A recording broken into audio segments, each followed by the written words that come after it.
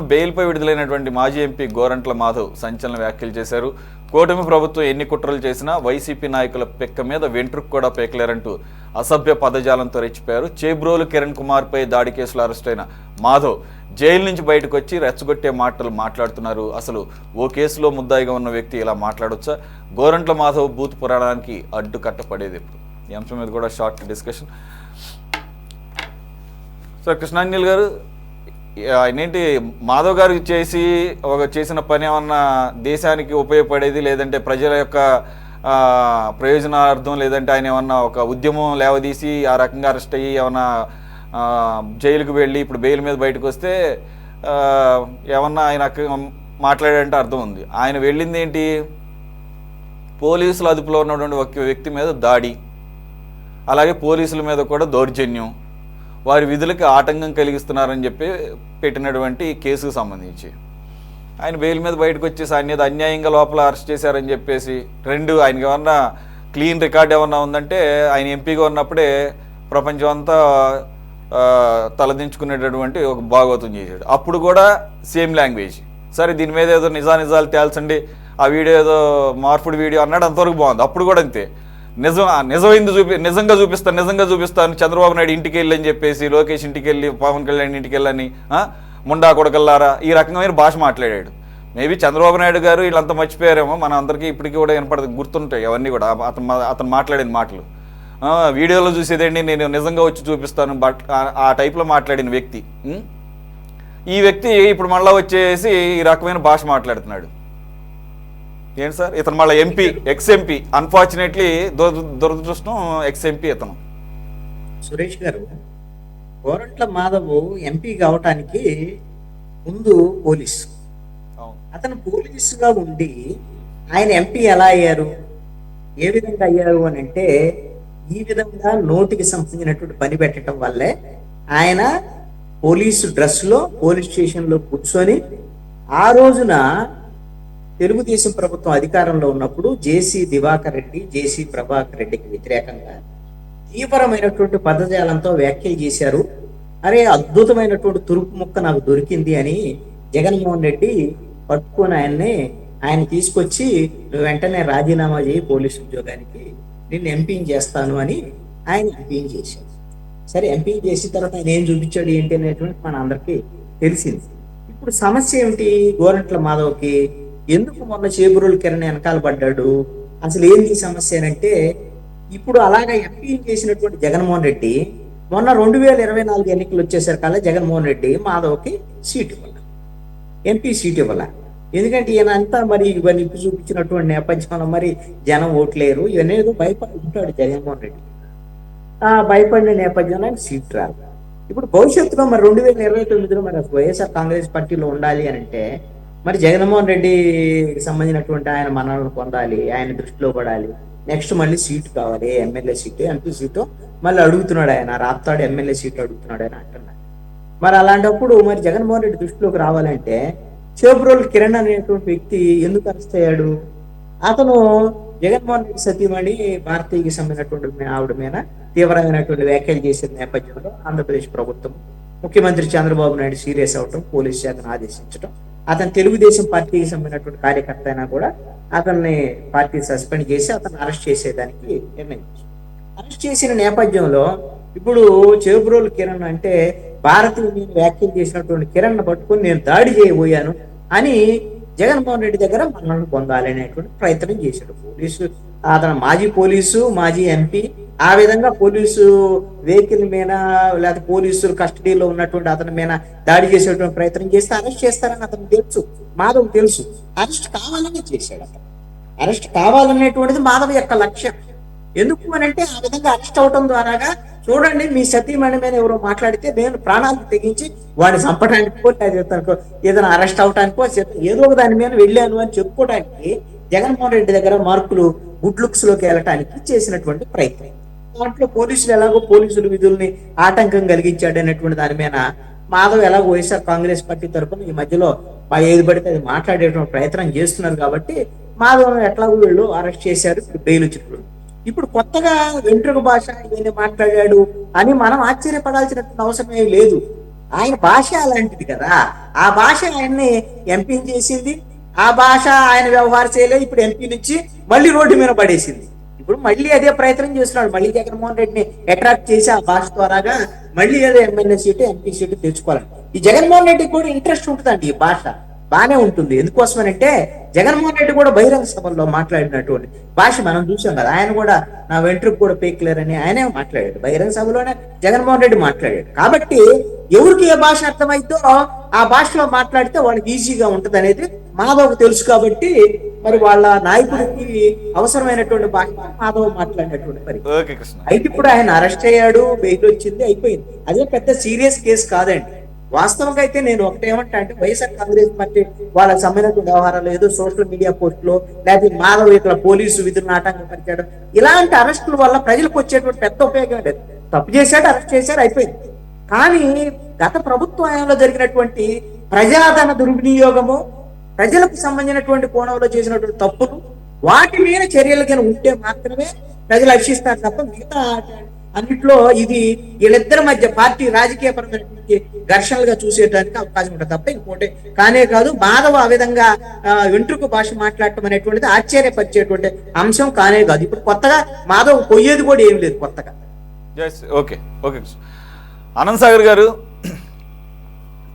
ఆయన ఎప్పుడైతే ఈ చేబ్రోలు కిరణ్ అరెస్ట్ చేసి వెళ్తున్నప్పుడు విజయవాడ నుంచి గుంటూరుకు వెళ్తున్న పోలీసు వెహికల్స్ని వెంట పడుతున్న సంగతి తెలుసు కూడా పోలీసులు అతను అడ్డుకొని పోలీసుల మీద దౌర్జన్యం జరుగుతున్నాయి మనం వీడియోలో చూస్తుంటే నాకు పర్సనల్గా అయితే ఆశ్చర్యం వేసింది.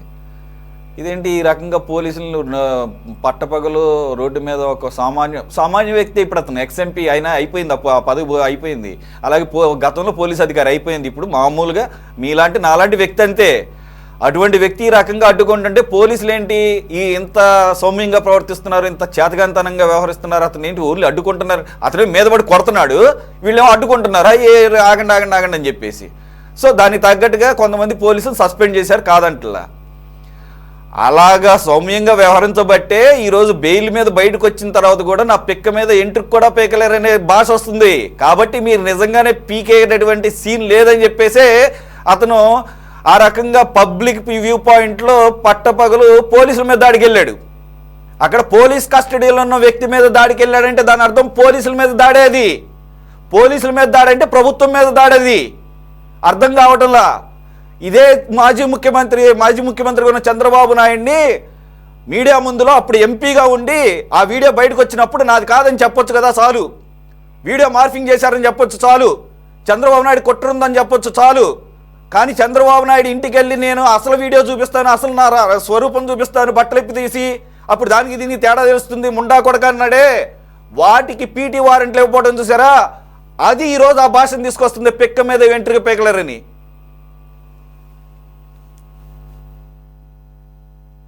ఆనంద్ సాగర్ గారు,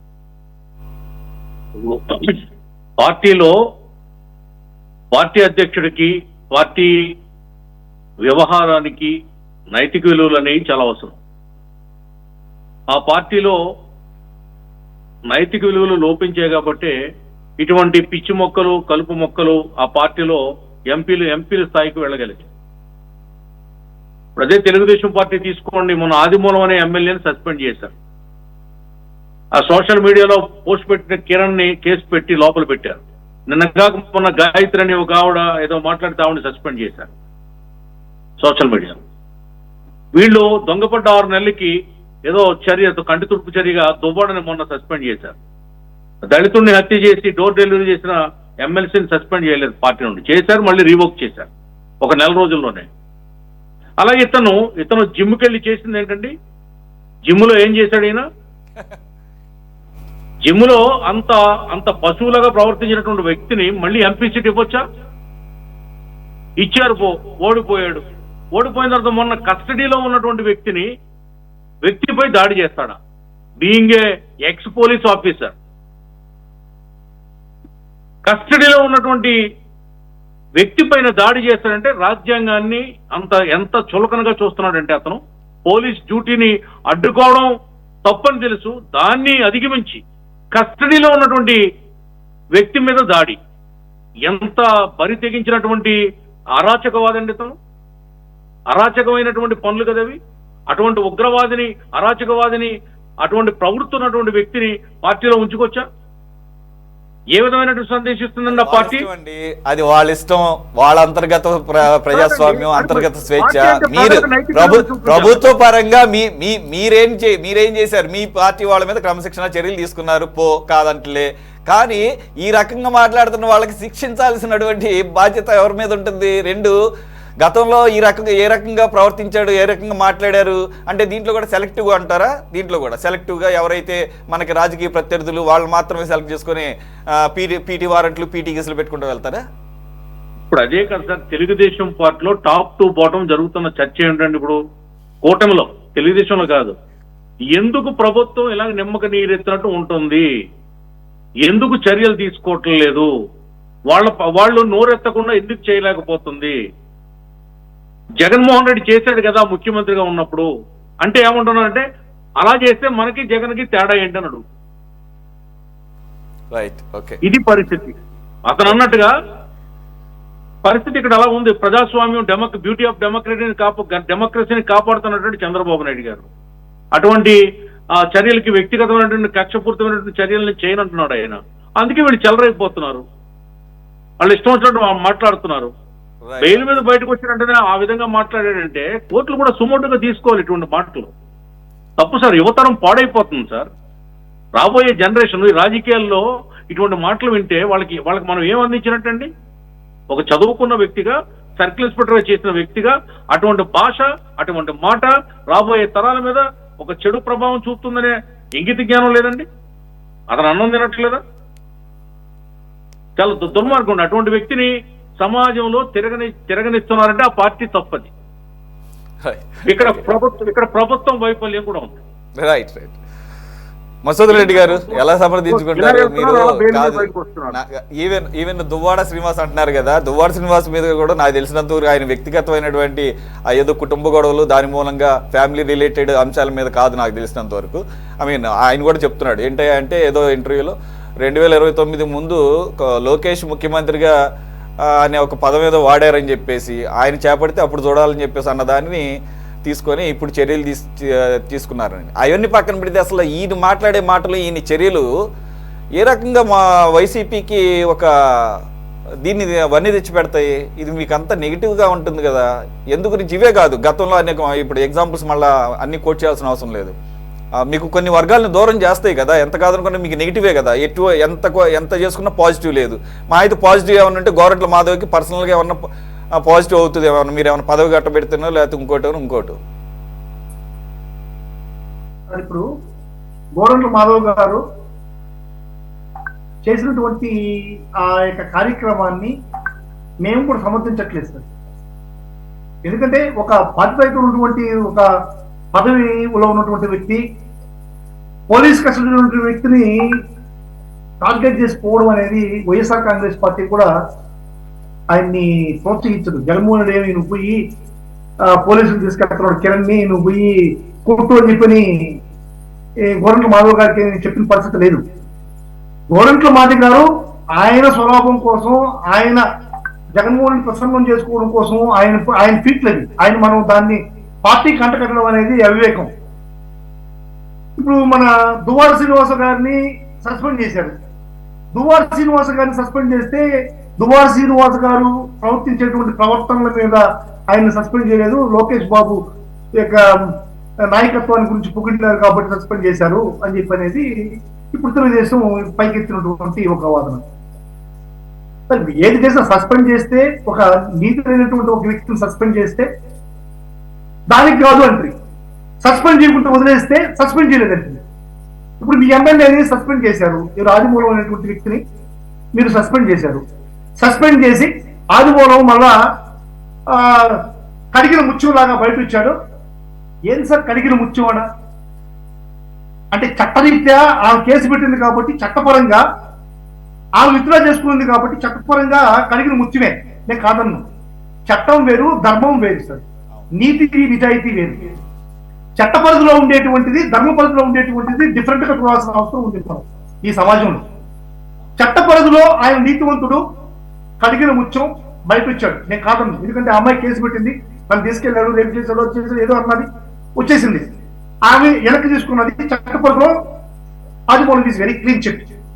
కానీ ధర్మ పరిధిలోకి వెళ్ళే కలిగి చంద్రబాబు నాయుడు గారు మళ్ళా ఎమ్మెల్యేగా యాక్సెప్ట్ చేసి పదవిని రాజకీయంలోకి మళ్ళా తెలుగుదేశంలో పార్టీ తీసుకోవడానికి ఉన్నటువంటి ఒక బేస్ చంద్రబాబు నాయుడు ఏంటని చెప్పని ఆ బేస్ చెప్పాలి. మళ్ళీ ఆదిమూలం గారిని మనం తీసుకోవడానికి ఆయన కడిగిన ఏ విధంగా కడిగిన ముఖ్యం జరిగినటువంటి ఆ హోటల్లో జరిగినటువంటి సన్నివేశాలన్నింటినీ కూడా మళ్ళా కాలం 360 మన బాలయ్య బాబు సినిమా వెనక్కి ముందుకి కాలాలు జరిపేది. ఆ కాలంలో జరిపే మాదిరిగా వెనక్కి తీసుకెళ్లి మళ్ళీ ఆదిమూలం గారిని ఏమైనా కడిగిన ముఖ్యం మాదిరి చేసి చంద్రబాబు నాయుడు గారు మళ్ళా పార్టీలోకి తీసుకున్నాడా ఏందనేది నాకు తెలియదు. ఇప్పుడు జరిగిన విషయం ఇప్పుడు నేనే పర్సనల్గా చెప్తున్నా సార్. నేనే వైఎస్ఆర్ కాంగ్రెస్ పార్టీ తరఫున నేనే చెప్తున్నాను. దువ్వాడ శ్రీనివాస్ గారు చేసింది పార్టీకి ఎనలేనటువంటి మచ్చ. దువ్వాడ శ్రీనివాసరావు వల్ల పార్టీకి నమ్మి జగన్మోహన్ రెడ్డి గారు ఒక మంచి పదవి ఎమ్మెల్సీ ఇస్తే పార్టీని ఎంత అధోగతి పాలు చేశాడో, ఎంత అన్యాయం చేశాడో అందరూ చూస్తున్నారు. దానికోసం జగన్మోహన్ రెడ్డి గారు క్షమించాల, ఓపిక పట్టాడు. మారతాడేమో ఓపిక పట్టాడు. మార్పు రాలా కాబట్టి పార్టీని సస్పెండ్ చేశాడు. ఇది నైజం. ఎందుకంటే రాజకీయ పార్టీలో ఏ నిర్ణయాన్ని అయినా సరే ఒక క్షణపాటులోనో లేకపోతే ఆవేశపూర్తిగా తీసుకోలేము. ఒక టైం ఇవ్వాలి, మార్పు కోరుకోవాలి ఒక మనిషిని.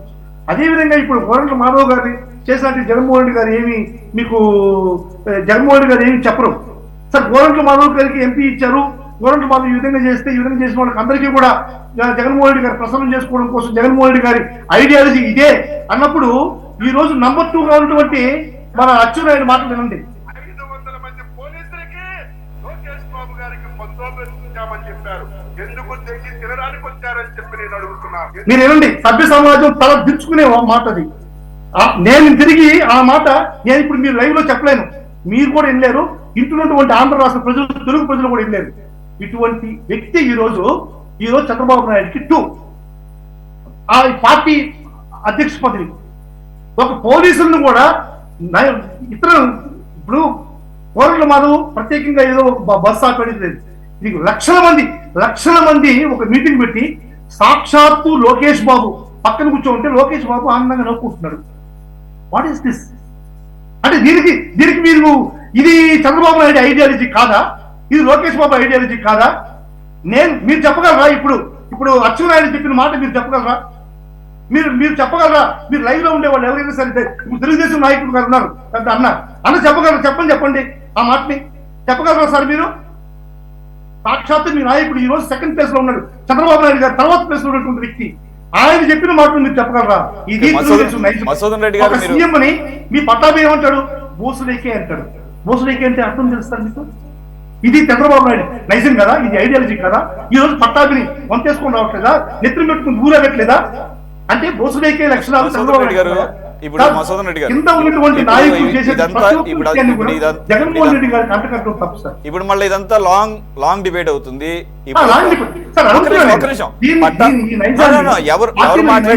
ఎవరు మాట్లాడిన తప్పే, ఎవరిని మాట్లాడిన తప్పే. కానీ ఆయన మాట్లాడి ఇప్పుడు పట్టాభి గారు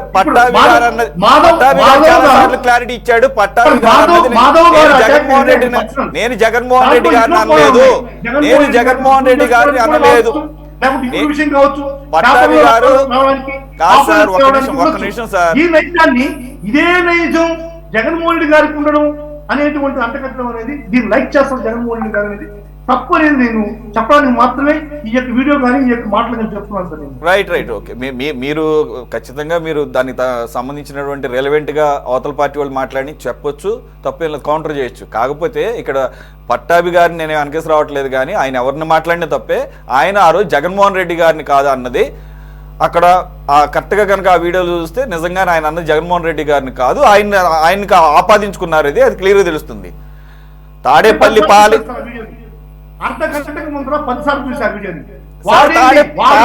పాలేరు అన్నప్పుడు తాడేపల్లి పాలేరు ఎవరనేది అందరికి తెలుసు. తాడేపల్లి పాలేరు అనేది మనకు సంబంధించింది కాకపోయినా ఆయన మాట్లాడిన భాష అది.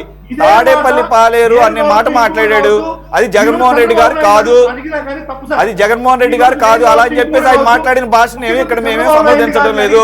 కాబట్టి టాపిక్ అలాగని మాట్లాడినా ఒకవేళ నోరు జారినా ఒక ముఖ్యమంత్రి పదవిలో ఉండి ఒక ముఖ్యమంత్రిగా ఉండి బహిరంగ సభలో, అది కూడా పోలీసులకు సంబంధించినటువంటి సభలో ఒక ముఖ్యమంత్రి మాట్లాడినప్పుడు బీపీలు వచ్చి దాడులు చేస్తారని సమర్థించడం కూడా ముఖ్యమంత్రి పదవిలో ఉండి ఆయన మాట్లాడాల్సిన మాటలు కాదు. కానీ అన్నది జగన్మోహన్ రెడ్డి గారు కాదు, అది పట్టాభి గారు కూడా అనేక సందర్భాల్లో ఎక్స్ప్లెనేషన్ ఇచ్చాడు.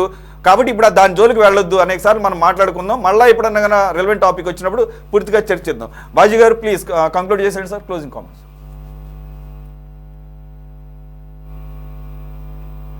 సార్ ఒకసారి ఆడియో చూడండి సార్, ఆడియో మీట్లో ఉంది సార్. బాజీ గారు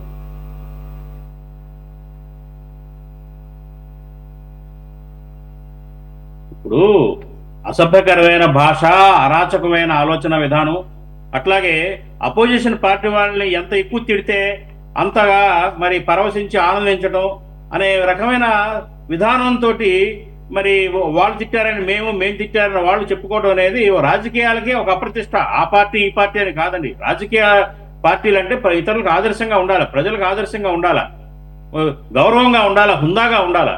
ఇప్పుడు అచ్చెన్నాయుడు మాట్లాడా, లేకపోతే ఇంకొక అతను ఆదిమూలం మాట్లాడా, కాబట్టి తప్పు కానప్పుడు మేము మాట్లాడేది తప్పు అనేది కాదు. ఇక్కడ పబ్లిక్ గా మనకు అసెంబ్లీలో మాట్లాడిన భాష, దానికి అధినాయకుడు ఏదైతే ప్రభుత్వంలో ఉన్న ముఖ్యమంత్రి గారు ఏ రకంగా స్పందించేవాడు, ఏ రకంగా నవ్వుకునేవాడు అనేది ప్రజలందరూ చూశారు. ఇప్పటికైనా కానీ ఎందుకు ప్రజలు హర్షించరండి. వాళ్ళు మాట్లాడినా ఒప్పుకోరు, వీళ్ళు మాట్లాడినా ఒప్పుకోరు. ప్రజల మనసుల్లో ఉంటది ఏ నాయకుడు ఎలాంటి వాడి నైజం ఏంటనేది. ఇప్పుడు అతను మనం మాట్లాడుకున్న టాపిక్ లో గోరంట్ల మాధవ్ ఆయన న్యూడ్ వీడియోని ప్రదర్శించాడు. దాని మీద ఏదో విచారణ చేస్తున్నారో ఏదో జరుగుతుందన్నారు. ఇప్పటి వరకు కూడా దాని మీద ఏమీ జరగలేదు. అట్లాగే ఏంటంటే ఇప్పటికైనా కానీ జగన్మోహన్ రెడ్డి గారు పాత మైండ్ సెట్ ని మార్చుకొని, ఆ పైశాచిక ఆనందం, తిట్ల ద్వారా పొందే పైశాచిక ఆనందాన్ని మార్చుకొని ఇప్పటికైనా ఒక హుందాతనమైన రాజకీయాలు కనుక అవలంబిస్తే బాగుంటుంది. ఇప్పుడు ఎవరైతే అపోజిషన్ తిడితే వాళ్ళకి ఏదో అందరూ ఎక్కించడం, పదవులు ఇచ్చేయటం, లేకపోతే మెచ్చుకోవటం అనే అలవాటు సంప్రదాయం కనుక కొనసాగిస్తూ ఉంటే ఇలా తిట్టుకుంటానే పోతారు వాళ్ళు. ఆయన ప్రసన్నం చేసుకోవడానికి తిడతానే ఉంటారు, రకరకాలుగా మాట్లాడుతూ ఉంటారు. దీనికి ఇప్పటికైనా ఫుల్ స్టాప్ పెట్టాల్సిన అవసరం ఎంతైనా ఉంది. ఇరు పార్టీలు కూడా, నేను అటు ఇటు రెండు చెప్తున్నాను. కాకపోతే ఏంటంటే వైసీపీలో ఈ ధోరణి ఎక్కువ మోతాదులో ఉంది. ఆ నాయకులు చూస్తే కనుక కొడాలి నాని కానీ, పేరు నాని కానీ, రోజా గారు కానీ, అట్లాగే అంతకుముందు అనిల్ యాదవ్ కానీ, ఇరిగేషన్ శాఖ మంత్రి, అనేక రకాల చాలా అసభ్యకరమైన భాషల్లో మాట్లాడేవాళ్ళు, చిన్న పెద్ద గౌరవం లేకుండా మాట్లాడేవాళ్ళు. ఇప్పుడు వీళ్ళు మాట్లాడితే వాళ్ళు మాట్లాడతారు మేము తక్కువ తిన్నామని చెప్పేసి ప్రజలందరూ చూసి అసహించుకుంటా ఉన్నారు. ఇది గ్రహించాలి రాజకీయ పార్టీలు. ఏంటంటే హుందాతనమైన రాజకీయాలు చేయాలా, ఏదైనా సైద్ధాంతికపరమైన విభేదాలు ఉంటే హుందాగా చెప్పాలా, విమర్శించడం తప్పులేదు. కానీ బూతులు తిట్టుకోవటం చాలా అసహ్యకరంగా, ఏదైతే ఈ దశాబ్ద కాలంలో జరుగుతున్న రాజకీయాలు అయితే చాలా అసభ్యకరంగా, మహిళలు టీవీలు మూసేసుకొని పక్కకి వెళ్ళిపోయే పరిస్థితుల్లో ఉన్నాయండి. ఇది నిర్వివాదాంశం, ఎవరైనా ఒప్పుకోవాల్సిన అంశం. దీనికి ఇక్కడే చర్మగీతం పాడాలి. ఏదో ఒక రోజు దీన్ని ఫుల్ స్టాప్ పెట్టాలి. మీరు తిట్టారని మేము తిడతాం, మేము తిట్టారని మీరు తిట్టడం అనేది కరెక్ట్ కాదంటున్నాను నేను. ఇప్పుడు గోరంట్ల మాధవ్ గారి అంశాన్ని మీరు పెట్టారు, ఆయన అచ్చెన్నాయుడు గారి వీడియో చూపిస్తున్నారు రెడ్డి గారు. ఇది కాదు కదా, సమర్థనీయం కాదు. ఎవరు చేసినా తప్పే. వాళ్ళు చేశారని మీరు చేస్తారా, ఎట్లా తిట్టిస్తారా చెప్పండి? అది సమర్థనీయమా?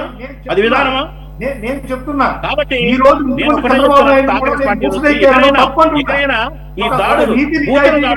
ఆంధ్ర రాష్ట్రంలో ప్రభుత్వంలో తప్పులుంటే నిలబెడదాం, కాలర్ పట్టుకొని నిలదీద్దాం, అడగాల్సిన పద్ధతులు అడుగుదాం. అంతే, అప్పుడు ప్రజలు హర్షిస్తారు తప్ప బూతులు మాట్లాడటం, అసహ్యకరంగా బిహేవ్ చేయటం, ఇవన్నీ వల్ల ప్రజలు ఒప్పుకోరు. ప్రజలు ఎంత మనం మంచి పాయింట్ లాజికల్ గా తప్పులు వేయించినా గానీ ప్రజలు దాన్ని అది పక్కదారికి వెళ్ళిపోతుంది.